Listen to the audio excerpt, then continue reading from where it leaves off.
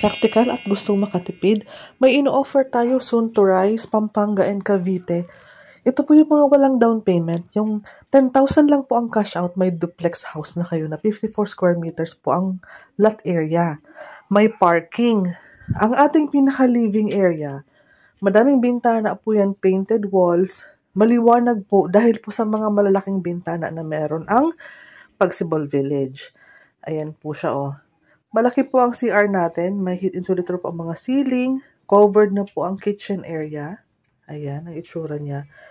And may access to tayo sa service area, parking area, pwedeng i-covered garage, extra room, dirty kitchen, dining area, pwede mo ipa-cover ang excess lot mo.